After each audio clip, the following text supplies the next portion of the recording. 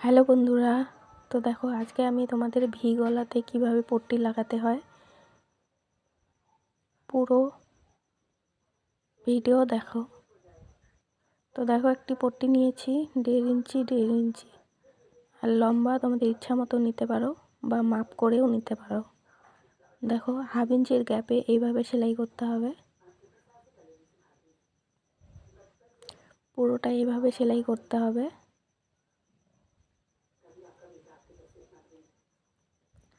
পুরো সেলাই করা হয়ে গেলে হালকা কাট করে নেবে আর দেখে কাটবে যাতে সুতা কেটে না যায়।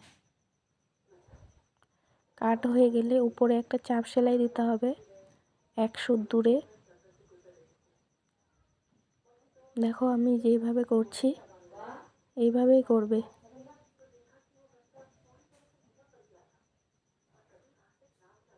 তারপরে ভাঁজ করে নেবে, 2 ভাঁজ 1/2 ইঞ্চির মতো রেখে দেবে, রেখে এভাবে সেলাই করবে। দেখো আমি যেভাবে করছি ঠিক এভাবেই করবে, তাহলে খুব সুন্দর হয়।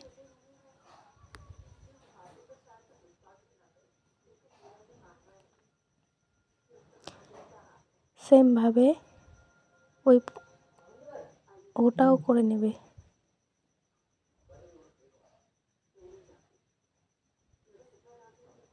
এটা যেভাবে করেছো ওটাও করে নেবে।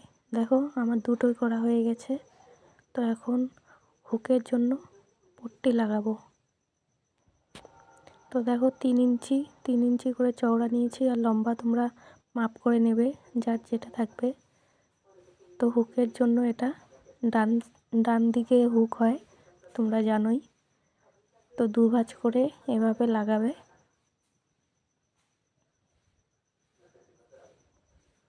লাগিয়ে উপরে চাপ সেলাই দিতে হবে।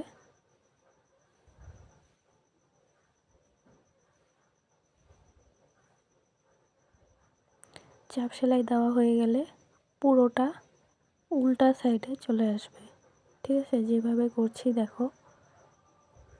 তারপর একটু ভাঁজ করে নেবে, 1 ইঞ্চির একটু কম রাখবে, ঠিক আছে? চওড়াটা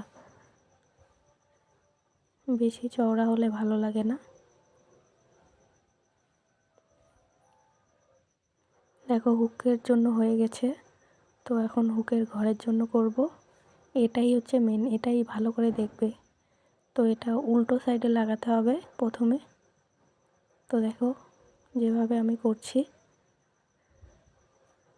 তো উল্টো সাইডে লাগাবে প্রথমে, লাগানোর পর এটা সামনের দিকে আসবে। দেখো উপরটা ভাঁজ করে নেবে, ভাঁজ করে নেওয়ার পর আরেকটা ভাঁজ দিয়ে আগের যে সেলাইটা ছিল তার একটু আগে এই পট্টিটা পড়বে, ঠিক আছে? যাতে আগে সেলাইটা দেখা না যায়। দেখো আমি যেভাবে নিয়েছি এইভাবেই নেবে, তাহলেই তোমাদের ভি গলার শেপ আসবে। দেখো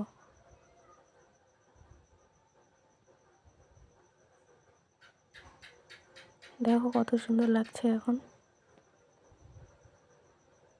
এভাবে করবে, খুব সুন্দর হবে। দেখো কত সুন্দর লাগছে।